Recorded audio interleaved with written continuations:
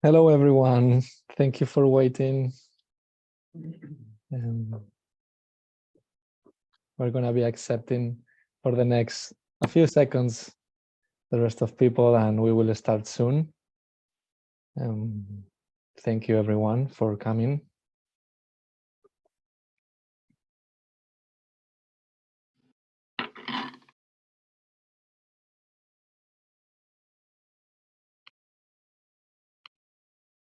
Hey folks, it's lovely to see some familiar faces and some new faces.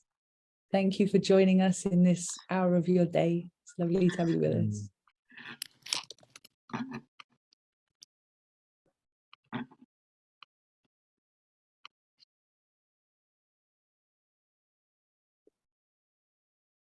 Great. Well, I think maybe we should start and kick off. First of all, welcome everyone, and thank you so much for coming.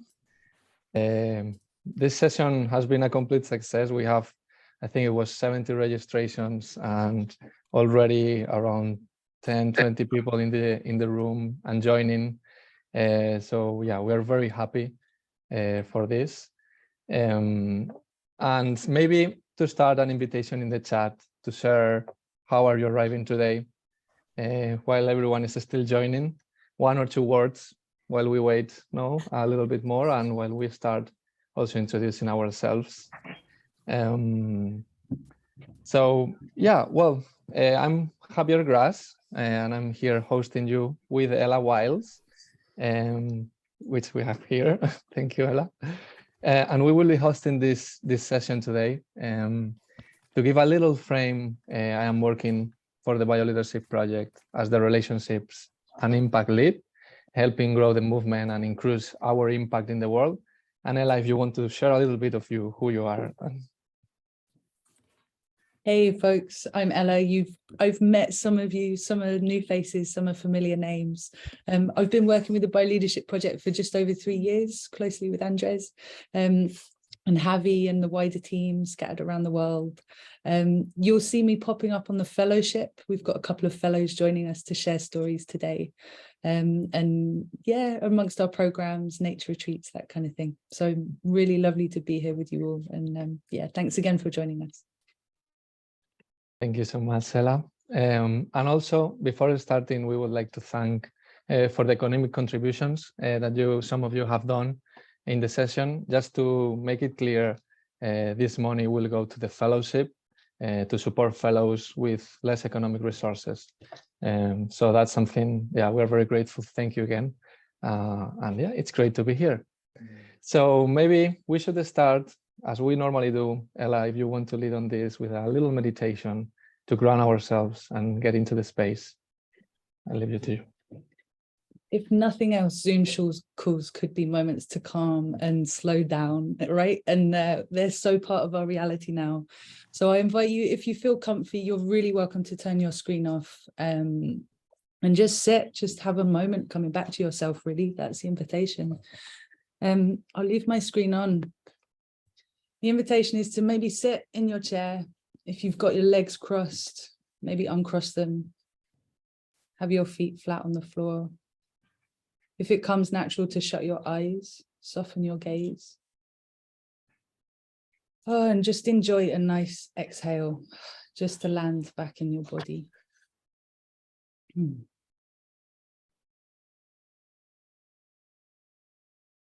from there, you might notice your attention comes to your breath.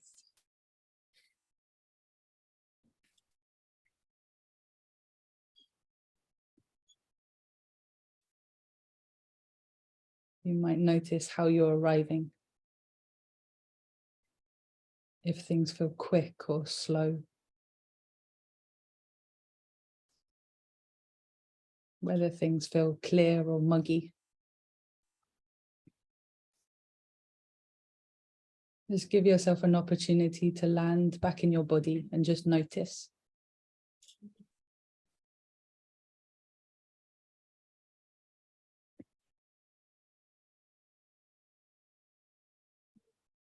Just feeling that sense of connection through your feet to the floor, to the earth. feeling that sense of connection into the space around you. Perhaps with your eyes shut, you'll meet your senses.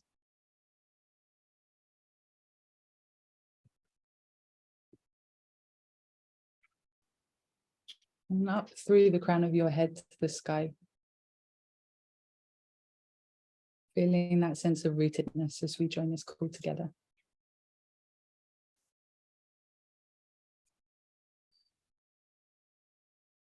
And with that, I invite you to take in a big, deep breath. And enjoy a nice exhale. Just to land. And if you'd like to, you can bring some movement. It's quite nice sometimes to give the eyes a rub.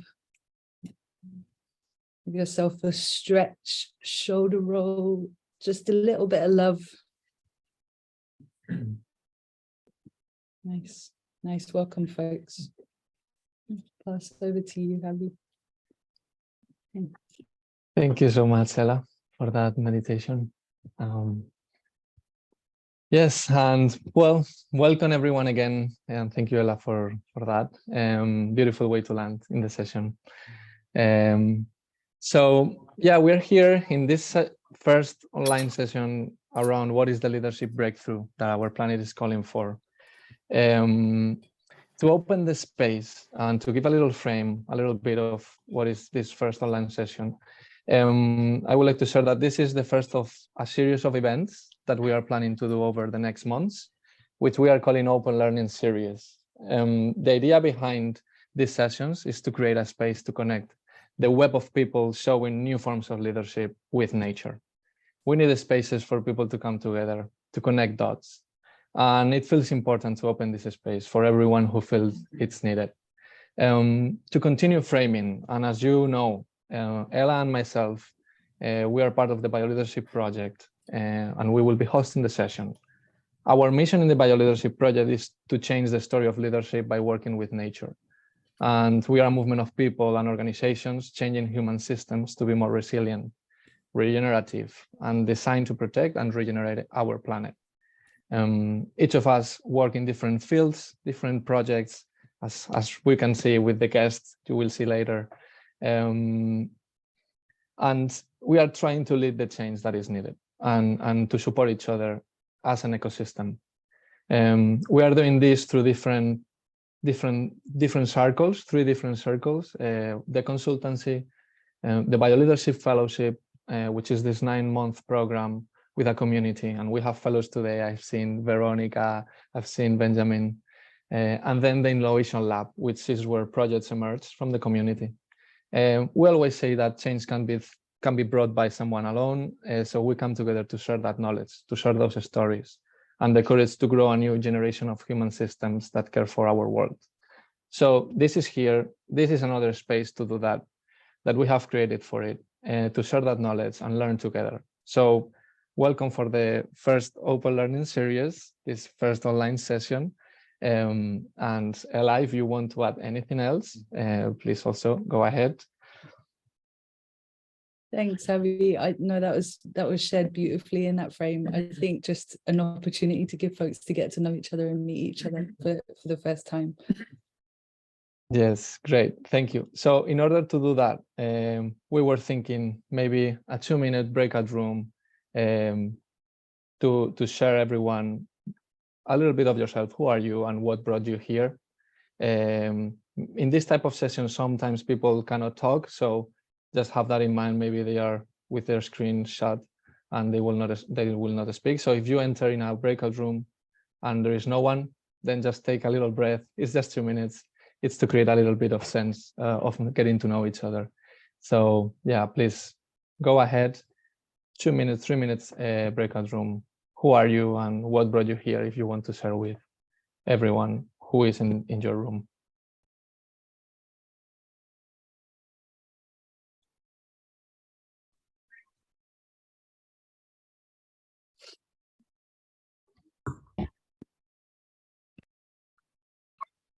Well, great to have you back. I hope that was good. I know it's normally very short. I'm sorry for that. But yeah, I hope it felt nice. to meet someone in the room and get to know someone else.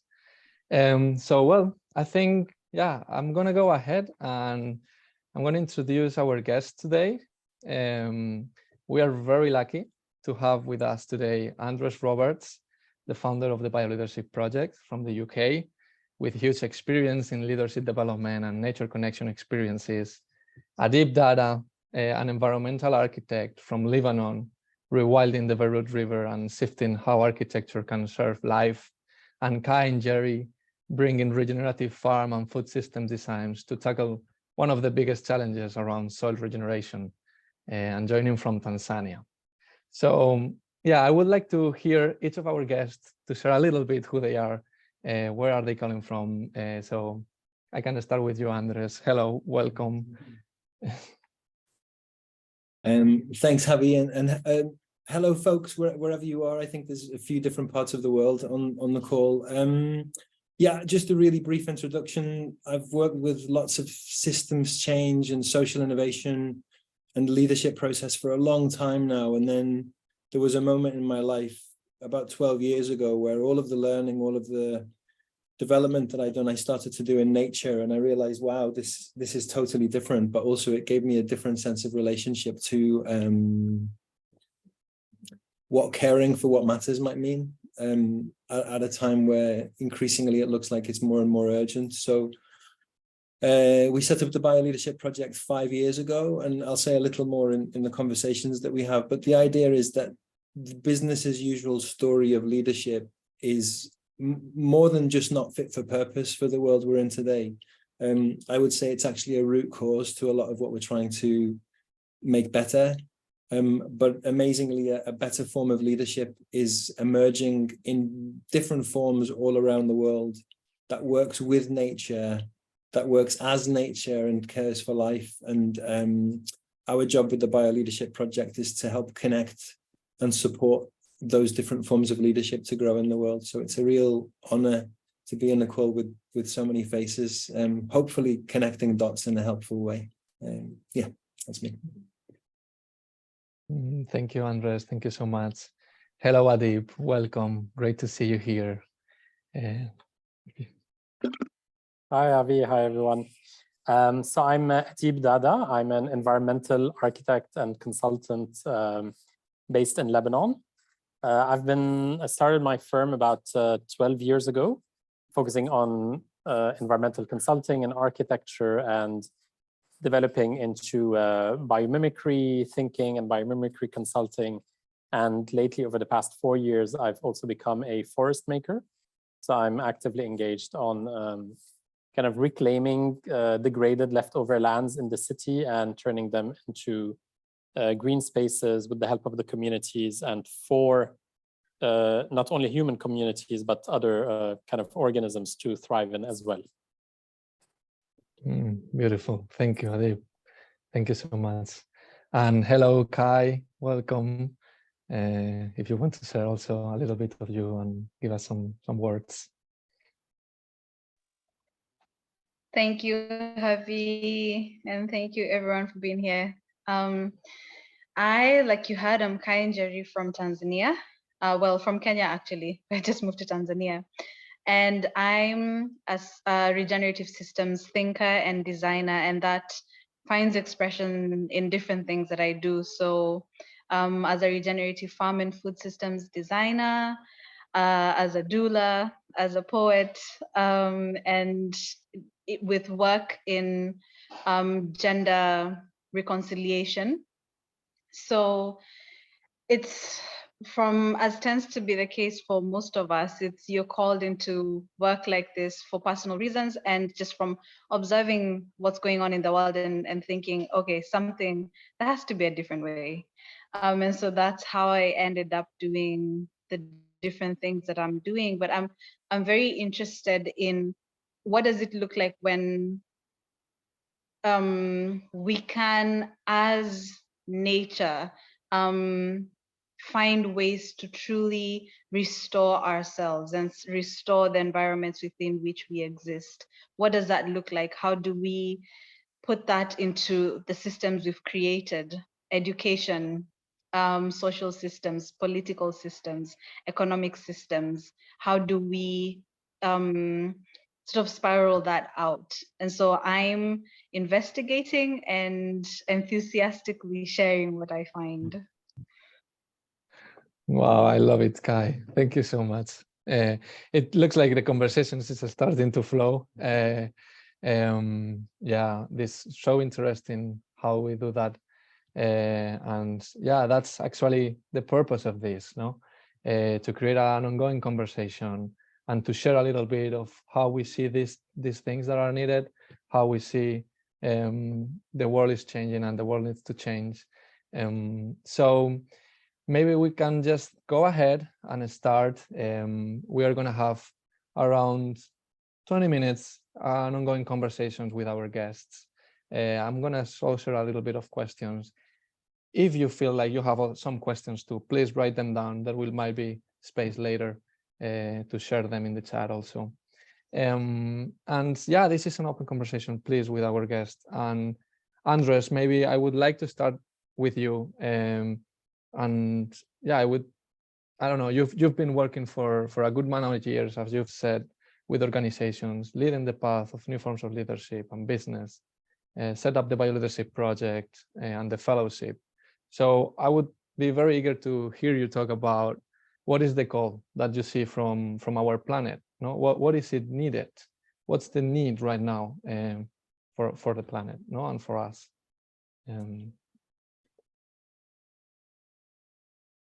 Great, and thanks, Javi. If you see me look up like this, it's because Javi's just there. It's quite funny being in the room when I'm getting things in stereo. Yeah, a little bit of a framing. It's going to be so nice to have a conversation with Kai and Adib and everybody. And so just some thoughts to throw in. There's one slide. There's just one slide that I thought I would share just as context, because it's the framing of so much of what we do with the Bioleadership Project, and it comes from something called the Great Acceleration Project. And don't worry about the detail in this slide. I just want to show a pattern.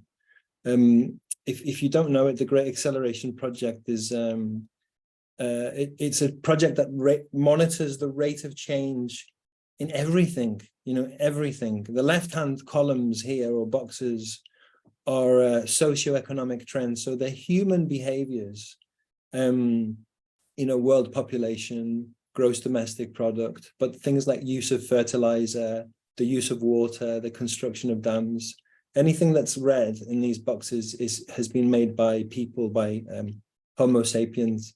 And then the bottom axis of each of these tables is time. So each of them starts in 1750 and finishes in the year 2010.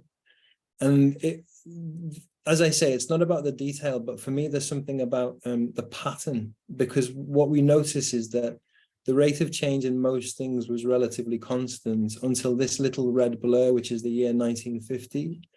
And all of a sudden, since the year 1950, everything that we have done as humans has exponentially, it looks exponential, doesn't it? Expanded. It's just grown. It's grown. And that's for me is fascinating and intriguing and concerning, because it makes me think that the leadership mode that we have, or the mode of progress that we have, is very much hooked on this form of growth, you know, of doing more, of going faster, of making it bigger, and so on and so on and so on. And then, you know, we don't have the time to cover everything on the right column. And again, it's not about the detail, but you can see that same shape, that curve, is the effect that we have on our Earth systems. No, not just carbon in the atmosphere, but acidification of the oceans, nitrogen in the coastal systems, and so on and so on and so on and so on. So that's the reality of the world that we live in. And as I say, it's not about the science or the detail of it, but I am intrigued by the fact that our dominant mode of being, our business as usual narrative of what leadership is accelerating that pattern. Nobody ever taught me as a boy how to slow down. Nobody ever showed me that things might work in different routines or patterns. And then there's something else that we speak about with the Bioleadership Project, which is that, and I've seen this in so many ways, and I've supported people to do this in so many ways. When we take the time to notice nature, when we take the time to slow down and stop and open our senses and our awareness and really look to the patterns that sustain life, those patterns are very different to the shape that I just showed you, to that constant acceleration. And then we see that the patterns that sustain life are very competitive, and they are rooted in a form of growth, but it's not linear growth. Nature sustains itself through principles of circularity, reciprocity, constant exchange, constant interconnection. And so for me, there's this gap. There's the gap between the world and the principles that have brought us to this point in history, and the gap, well, and the principles that sustain life. And I think that all of a sudden, over the last, well, many years now, but more and more people are stepping into this space. We're in a space of saying that gap is way too wide. Or maybe saying it's really necessary. There is a call to work with this different set of principles and to bring them into our human systems. Now, all of a sudden, you know, in all sectors, we're starting to say, how do we make this circular, regenerative, reciprocal, in exchange, so that it supports all of life? And that's a little bit of the call, a little bit of the call. But if I can say just a couple of other things briefly, one is, I feel like the call, it's a strange question, isn't it? Can we hear the planet speaking? Can we hear the planet calling? But there is something about listening in a different way. Like, and all of a sudden, I think we might be again in a moment of time where we're shifting away from interpreting with rational intellect and just thought, which is helpful, but perhaps limited in some ways, and starting to hear a call in a different way. In the fellowship, which Javi and Ella mentioned, like a community of people around the world who we work with, we invite an elder from Alaska to come and join us, and he frames some of the opening sessions that we work with, and he says, it's time for humanity to leave the banks of the river and go to the center of the river. And the center of the river means the heart.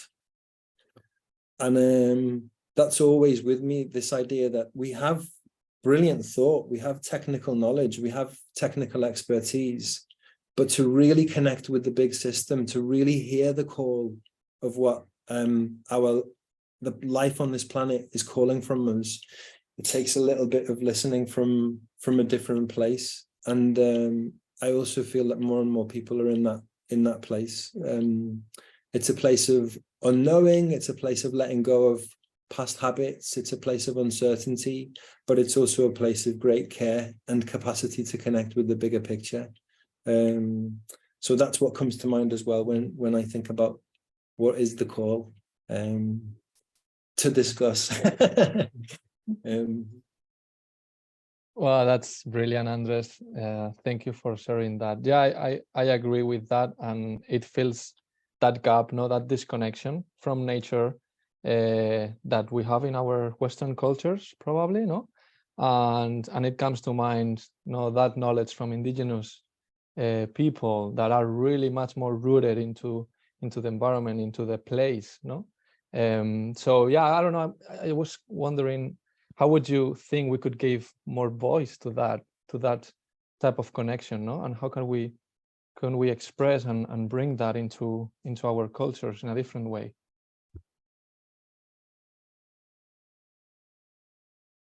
Are you asking me, Javi? Is that a question for you? Yeah. Well, a cultural shift is a good frame for it, isn't it? I mean, I feel like, it's interesting. I was speaking to somebody just yesterday who was involved in some of the conversations at COP in Egypt, the climate conference, and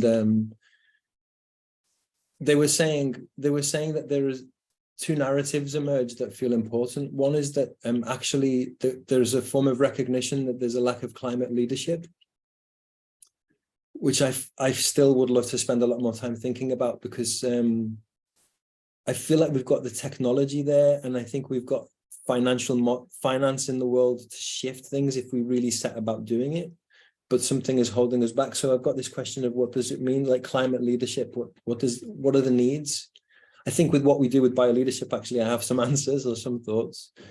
But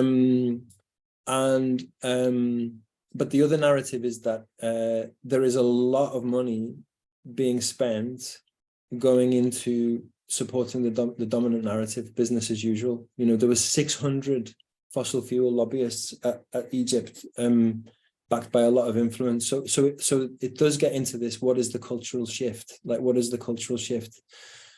It's going to sound a little wacky, this, but when I was thinking about hearing the call, the word belonging, I think, means a lot, which is related to connection. Like, if we can cultivate a worldview of belonging to planet, to life, we care for it in a different way. When we feel like we're at home somewhere, we care for the place and we look after it. When we feel like it's our neighborhood, we look after our neighborhood. And slowly, I feel like a Western mindset is waking up to the fact that we belong to a system that is actually just incredible and the most precious thing. And so as more people, as more, you know, like new generations make that part of their day-to-day cultural belief, then I think things shift considerably. So what can we do right now? I feel like there's something about legitimizing and validating different ways of learning, so that we place not just quantitative measures of progress on the table, like growth, profit, expansion, etc., but qualitative measures of progress, like resilience, connection, systemic awareness, care, adaptability. Like those are the qualities that I think are what climate leadership is about, or earth leadership is about. You know, not just make it bigger, make it go faster. Like, what would the dial look like if we measured resilience, connection, adaptability, systemic awareness, and love?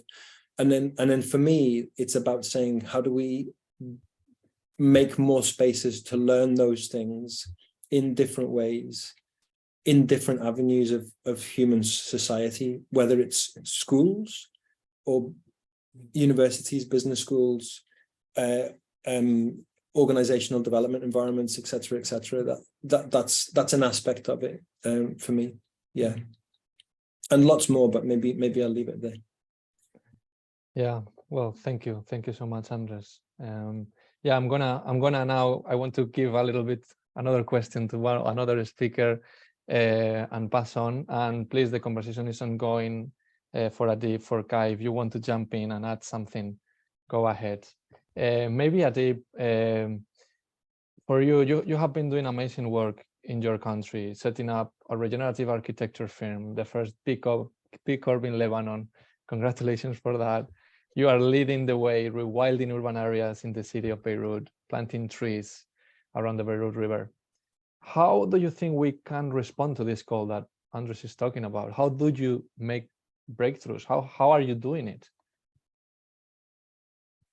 Thanks, Javi.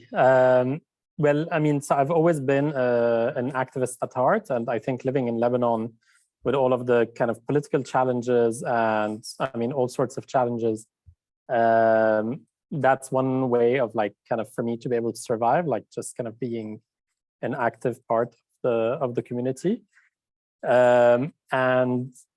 And I guess, you know, when I picked up, so after I completed my studies in the US and I came back here, I've kind of picked up on this issue of the Beirut River. And, you know, like at that time, like the Ministry of Energy and Water was installing solar panels on top of kind of like a concrete channel with sewage, you know, passing for a river. And that sparked something in me. I'm like, you know, this is so wrong. Like, you cannot be talking about sustainable cities just through the lens of renewable energy. Like, that's so, you know, that's not the full picture. And so it started by sending out kind of to the ministry, which of course was ignored But anyway, so that got me started on this path of, okay, why is that river? Why, like not so long ago, about 50 years ago, how come this river was transformed from a healthy ecosystem into essentially a sewage infrastructure, channeling all of this, raw sewage and solid waste and industrial waste directly into the Mediterranean Sea. So it's not just kind of polluting our own environment, but it's like, it's a global asset. And so I started with, kind of like from an activism perspective, I was just kind of like going into the streets and shouting and taking part of demonstrations and proposing like all of these big plans of renaturalizing the river and, like all of these big dreams and things. And actually, after 6 years of doing that and kind of lobbying and just, everyone would clap, but nothing would come out of it. Because people are just, clapping, but they're like, no one was stepping in to help. And of course, the authorities here, like we live in we have a completely failed state, extremely corrupt. So obviously, like that was not something that was even remotely interesting for them, and even until now. And so I, after 6 years of doing that and, being featured in press worldwide, winning awards for this project, but that was actually going nowhere. I went through a period of burnout. And so that took about like almost a year where I like couldn't touch this project anymore. And then a friend of mine, and that's like the power of, like friendship and people, who are in your circle. A friend of mine reached out to me and, kind of gave me an advice. And she's like, you know what, Adib, like, I think you really need to do something very tangible instead of just kind of talking about these big plans. And once you turn this into tangible action, then it's easier for people to come in and to start helping and to start caring. And so we came up with the idea of, since we couldn't renaturalize the river itself, because that was a very big project, very costly and requiring lots of kind of permits, what we could do is kind of reclaim the river banks as a public space. So the river banks before the river was encased were a public space. That's where people from all different communities, religious backgrounds, socioeconomic backgrounds used to come and meet and celebrate different occasions together and fish and picnic and do all sorts of things. And since the river was encased in concrete, it became a no man's land. So the river banks became, the river and the river banks became kind of like informal landfills. So we came up with this idea of reclaiming these degraded lands, reclaiming the riverbanks of the river into a green public space. So empowering the community to come together and to plant and to restore the native forest ecosystem that was on the riverbanks. And the idea was that by having people come over without telling them, this is about the river, just telling people, oh, let's go plant a tree. And that is seen like as like a non-political act, like a non-offensive. No one, it's like not one side can say like, no, this is not a good idea, or no, this goes against my beliefs. So it became this kind of really unifying act. And this is how Beirut's riverless forest got started. So that was back in 2019. And since then, like since we saw the first 2 plantings that we did in that space, like we saw the turnout of the community and the interest that it was gathering, and like really like kind of reconnecting people back to nature within the city and seeing them transform this kind of urban landfill into green space. That was very powerful. So this led us to finally expand our work beyond just the Beirut River. And so this is why we started the initiative, which is called The Other Forest. So it's this kind of, it's a nature-based tool for ecological and social regeneration. And the idea is to create these spaces for humans and other organisms to thrive within the city, and to give the power back to the people to actually make that happen. And it's not just something that's from a top-down approach is being like, okay, this is what we decided to do. Let's just dump the screen here and then, come and use the space. So it's really like that process of care and participating. And this is how people then start discovering the river. Like they will smell something, like they'll smell some sewage. They'll see the concrete wall. They are then triggered to ask questions. and then they become, hopefully someone will then pick up where we left off with the river itself, and then be able to take this forward. So what we did is that we expanded this across different cities in Lebanon, and with different means. So we planted something in the most polluted city of Lebanon. So Lebanon has the highest death rate from air pollution in all of the Middle East, North Africa region. So it was very kind of intentional for us to select the city with the highest level of air pollution and to plant a really tiny forest there, not because it's going to change the pollution aspect, but it's just triggering conversations. We're changing the narrative as well. And this kind of also showed that planting is not just this kind of cute thing to do. Like for me, planting is essentially a political act. We are really reclaiming lands that the system in all its forms has deemed as not valuable. Like how do you decide that a piece of land is not valuable? Like this is Earth, this is the planet, any tiny square meter is really valuable resource, and not resource, is a really valuable habitat and support system. And so yeah, we definitely see it as something very political, and this is the way that we lead our revolution here. And this is a very tangible climate action, because the benefits from the work that we are doing on the ecological level are manifold, from restoring the water cycle, rebuilding habitat for species that have disappeared from the city, reconnecting people with nature. So yeah, planting is a political act. Wow, I love it, Adib. Yeah, many things you said there around systemic view, and have a bigger picture of the issues, that it feels so relevant. I'm also very, very interested on that phase. I think many of the people that are fighting with this type of causes, to like climate activists, they all at some point go through a period of burnout, or feeling they psychologically and energetically cannot continue like that, And you shared a little bit of that you felt that. So I don't know, I was wondering, like, how did you fight against that? How could you take care of yourself better to continue doing that type of work? If there is any tip or any little thing you could share. I mean, back then I didn't really take care of myself. I wish I was, part of, or I had a family like the bioleadership as I do now, because that would have been definitely would have expedited the process. So it really took a few months. It came at a time where the government had just dumped this mountain of trash directly into the sea at the mouth of the Beirut River. So I was like, all this work that I've been doing and advocating for, and then, from one day to the next, this huge, 40 plus years of trash goes directly into the sea.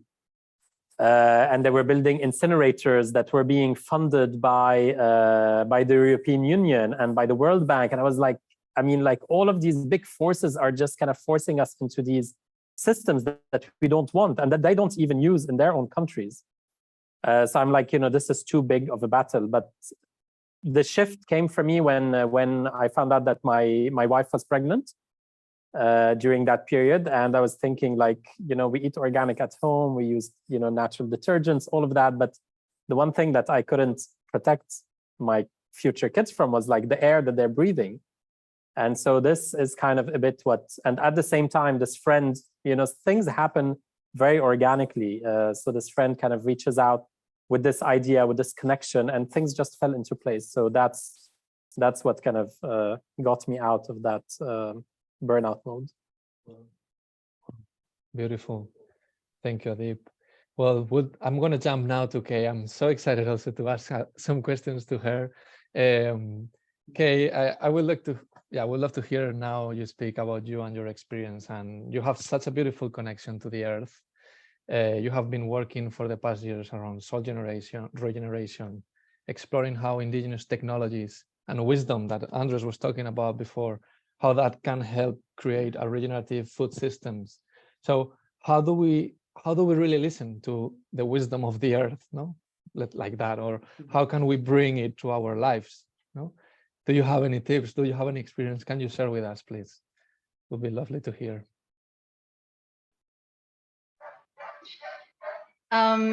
Well, I'm so excited. I'm shaking a little, and but I'm close to the ocean and I can hear the waves beating against the land, and that's both soothing my and regulating my system, but at the same time taking me to some very real ways that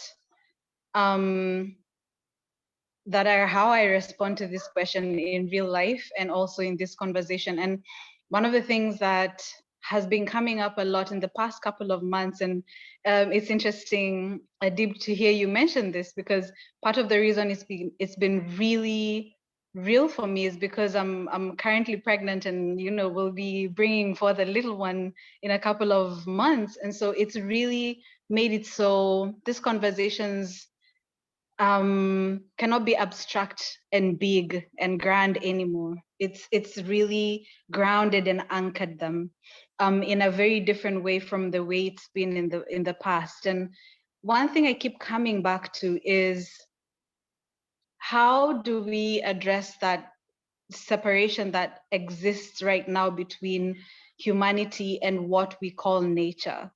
At what point did we start to think of ourselves as something other than nature?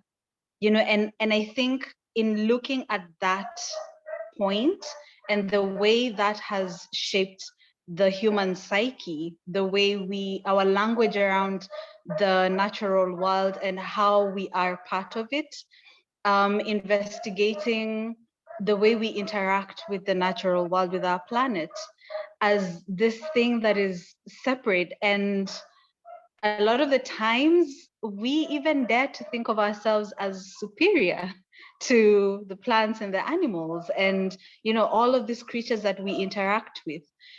And I've been looking at that really intensely, looking at my parents come from different tribes in Kenya, and studying the ways that my father's tribe is the Ameru people, my mother's tribe is the Agikoyo people, and really allowing myself to be with my ancestors and look at the ways that they interacted with the land, the way they interacted with animals, and the kind of honor and respect and real sense of being as much a part of the forest as the tree, and the spaces that they considered sacred, the ancestral ways. And one of the things that I'm finding to sort of be a remedy to that is making our public spaces and conversations intimate. And I hear some of that in what you've spoken to, Adib, with the work that you're doing, that it's that little forest in the middle of the most polluted city may not shift the carbon footprint much. It may not totally clear the air pollution in the area, but what it does is that it creates this tightly intimate space that you walk into, and something of you is reminded, something is instantly rewilded, something is reminded of an aspect of yourself that through our education, capitalism, religion, we've been conditioned out of. And I love to visit the forest and to learn from the forest. I design gardens and farms, and the forest is my teacher. And one of the things that I've come to appreciate about being in the forest is I don't have a place where my space ends and the forest begins. When I'm in the forest, there will be a bug crawling up places where typically I need to give consent for anything to crawl up that space. If it's a human interaction, there'll be leaves in my clothes. I'll be brushing against everything that I'm walking through. It's a very intimate interaction, and I cannot help but be reminded that I am nature. I'm not something other than it.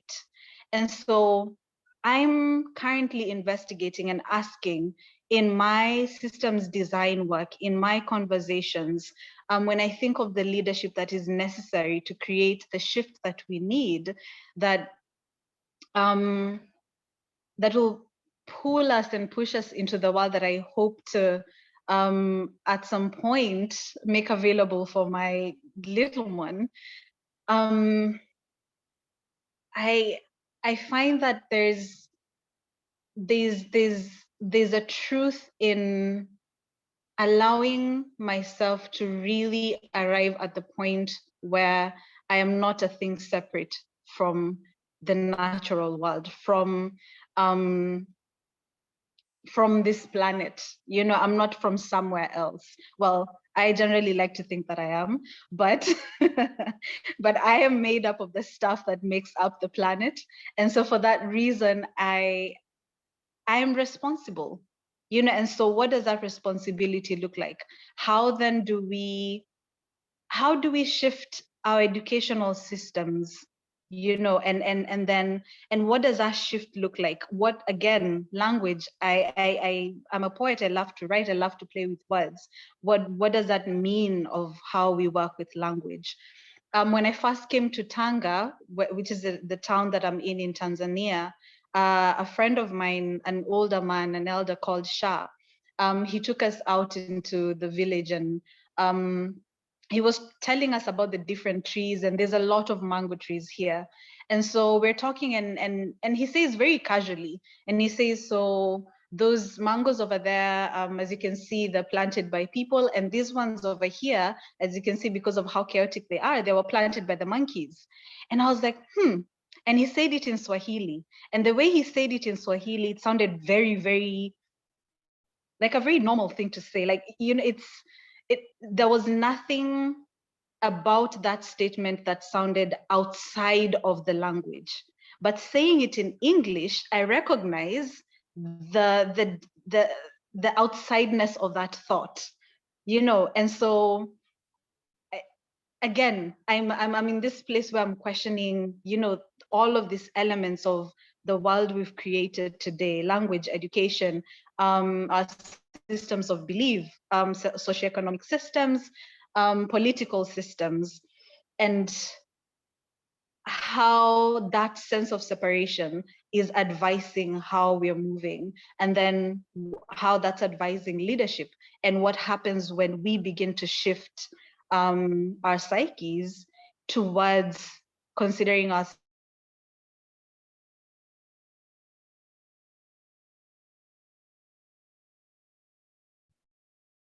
It looks like we might have lost you, Kai. What a pity, because you were saying very interesting things and the conversation.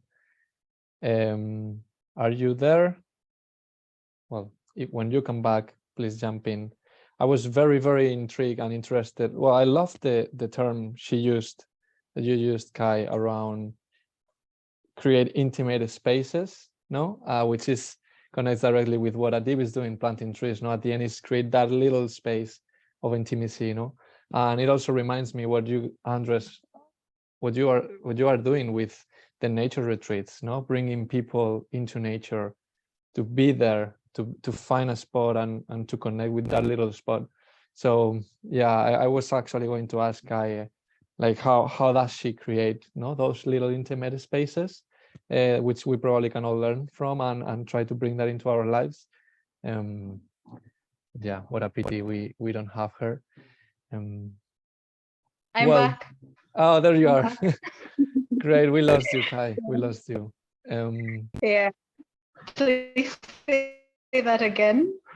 Yeah, I was just talking about the beautiful word you used, no, around intimate spaces, no, and how important that is, no. That's the tangible action, and that connects us to the earth and brings different forms of love and feelings. So I was wondering, how do you create those little spaces, those intimate spaces? How do you bring that into your life?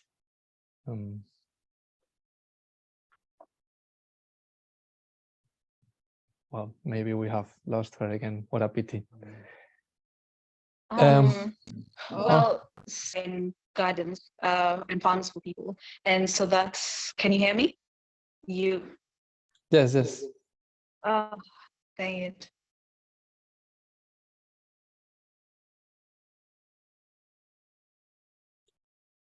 Okay, well, I don't know, maybe if Andres, Adib, you want to share a little bit quick thought around the conversation we've been having. We probably should head now and propose some other breakout rooms, but if you want to add something very quick, go ahead. I mean, especially like definitely like this discussion about the younger generation and kids, and so it's so important. I mean, we see it with the work that we're doing.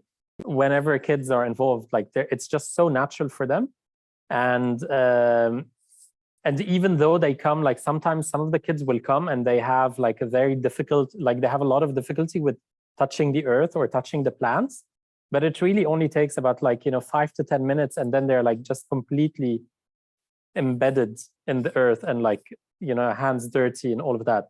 But some of those kids that come and they're like completely like just like refusing and so not used to getting their hands dirty or like not used to being in nature, but the transformation is very quick. So I think like at that point in their life, it's just so easy to shift that, and it becomes difficult the more the older they get. So yeah, get them out there as early as possible.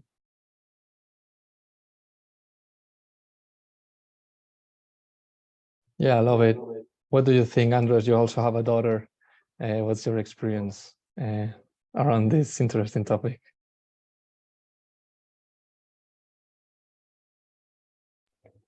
Yeah, I don't know if I can say it more beautifully than how Kai and Adib have already said it.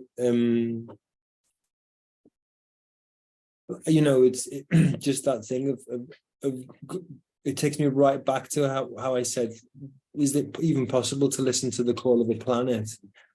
But then when as Kai said, if we cultivate a worldview where we feel that we are made of the same elements and materials, that we are the planet as well, then all of these things like being with a child or being with the sea is a reminder that we're part of it all and we can take care of it all. So I really I can't say much more than what Adib and Kai have already said on that. It's just beautiful.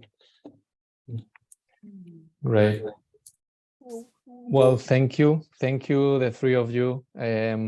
Maybe this is a really good moment to go into a breakout room for 10 minutes and share a little bit, what's there in our heads from the conversation, and have a little conversation. So Ella, if you can send us to breakout rooms, that would be great. It's going to be 10 minutes and then we'll be back and close the session.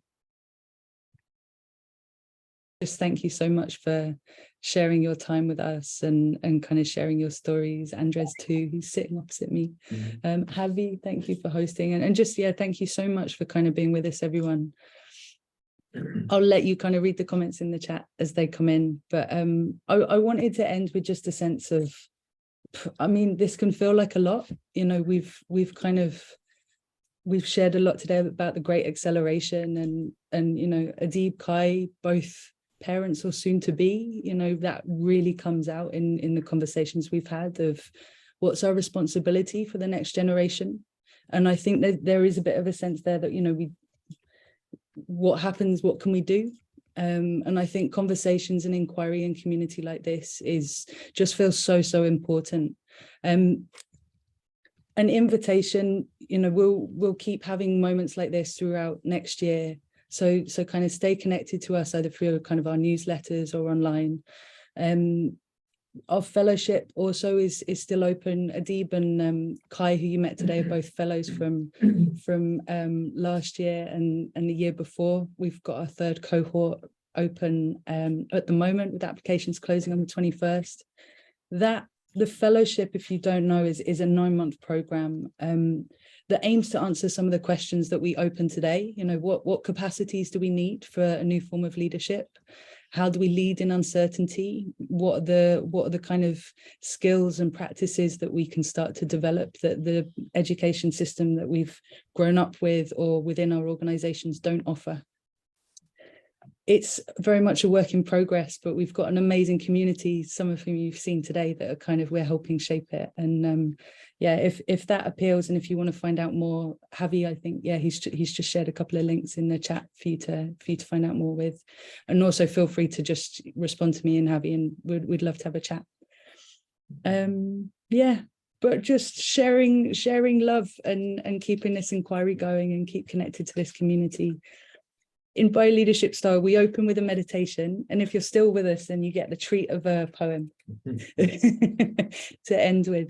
So one of my favorite authors, amazing scientist, Rachel Carson, who you may know from The Silent Spring, but I think one of her my favorite of her books is called The Sea Around Us. She's a marine biologist. And this is a quote from her, and I thought poignant to share this at the end of the session. Those who dwell among the beauties and mysteries of the earth are never alone or weary of life. Those who contemplate the beauty of earth find reserves of strength that will endure as long as life lasts. The more clearly we can focus our attention on the wonders and realities of the universe, the less taste we shall have for destruction. So with that, my invitation is to stay curious and stay connected. Yeah. Loads of love, folks. Thank you for joining us. Thank you, Ella. Thank you, everybody. Thank you, Ella. One question: how can we access again this recording? So it was so much thing that I want to listen more carefully again. So nice. We'll make it accessible, either certainly in an email to you all, but maybe on our website. Yeah. Thank you. And the author's name was Rachel Carson. Yeah. Thank you, folks. Go well. Thank you. Thank you. Thank you to our speakers too.